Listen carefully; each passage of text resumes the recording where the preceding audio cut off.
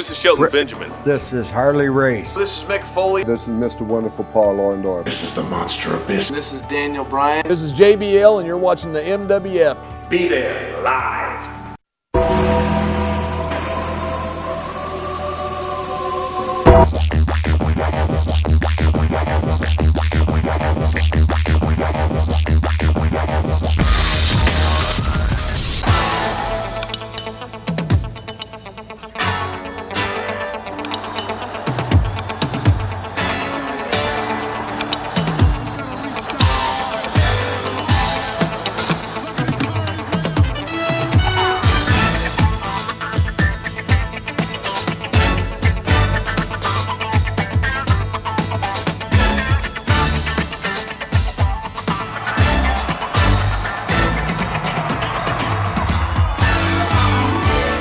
Wrestling fans, our Baloney Blowout continues here in our series as we count down to the Cauliflower Alley Club in Las Vegas. You're going to miss the Baloney Blowout this year, Johnny.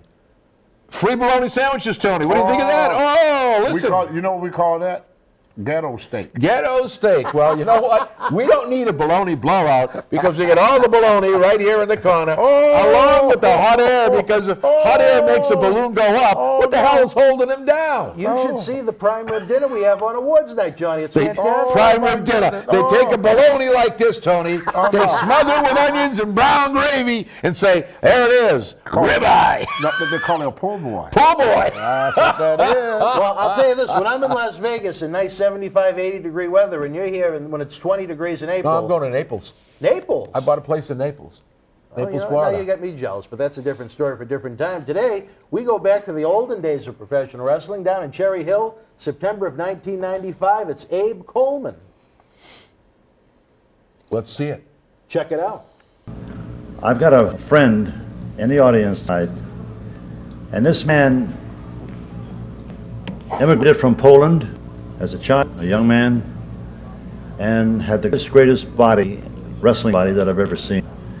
And I traveled with him every time he would get in the St. Louis area. I think it's to watch him wrestle, incidentally. But when I came to St. Louis, my mother learned to cook in Vienna, so I would fix him some of the Viennese food, and we just had kind of a relationship. Just a super guy. Every time I came to New York, it was like old home week. I want to reintroduce you to a man that you all know, great Abe Coleman.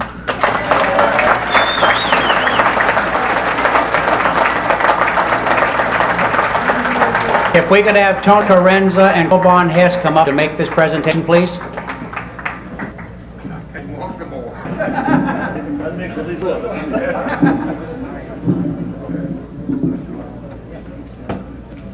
Ladies and gentlemen, Mr. Abe Coleman.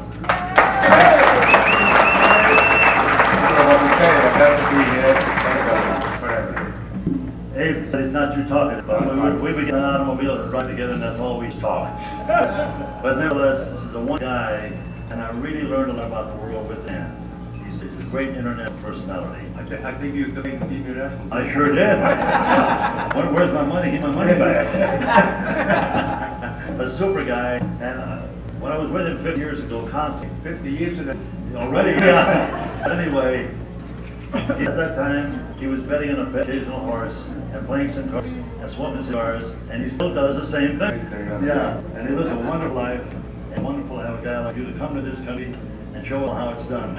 Thanks very much. Dear friend.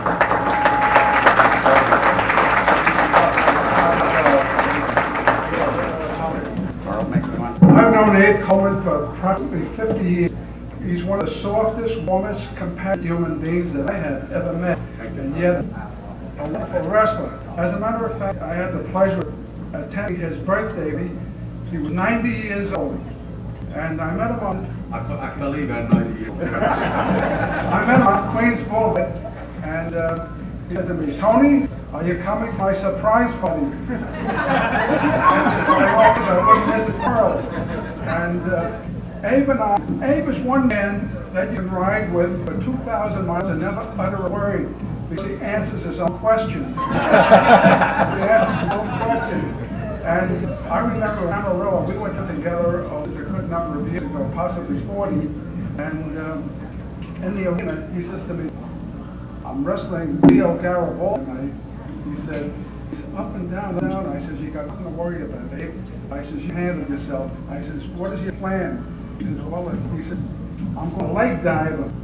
I said, well, if you do that, Abe, I said, do it before the bell rings. Because once the bell rings, Leo is airborne.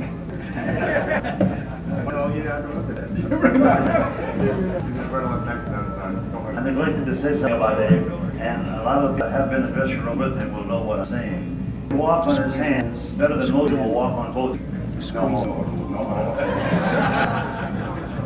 We wrestled in Virginia going back about maybe 45 years. 45. A young man came in, well-built young man, and he's a powerlifter. And I haven't mentioned the fact, but do a deep bend squat with 450 pounds, which was a relatively good weight at that time. So he said to me, is that a good lift? Good lift? Good. I said, yeah. I said, that's very good. I said, 450 pounds is a substantial weight. So Ernie and Emil Dusek happened in the car that night. So he said, let me see if I can. He had a cigar in his mouth. He says, get across my shoulders. And he said, Ernie, typical lady. He says, Ernie, you get on Emil. The cigar in his mouth down like this. And he came right up. He says, that's not it. Where was that then? Richmond, Virginia. Oh, Wonderful platform. And Carl Hess is going to do the presentation. Thank you. Dave, this is my honor to introduce you to this plaque. For a great man, I can't say no more than these other guys said for you. Thank you, sir.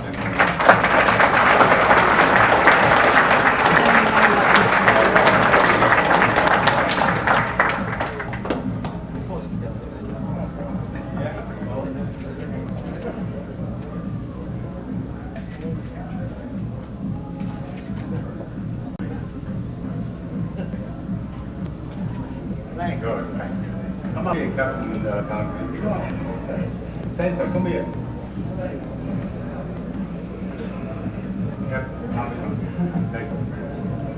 And he's like my godfather, what can I tell you? Greatest guy in the world. When I was starting to wrestle, I had a choice to go to the police department, or we're going to go to St. Louis, maybe make a lot of money. They said, listen, let's not make that much money right now, I think you're going to want to be the police. And I did. And he lost the money on that deal, but I did all right, and I'm very proud. Look how unselfish he is.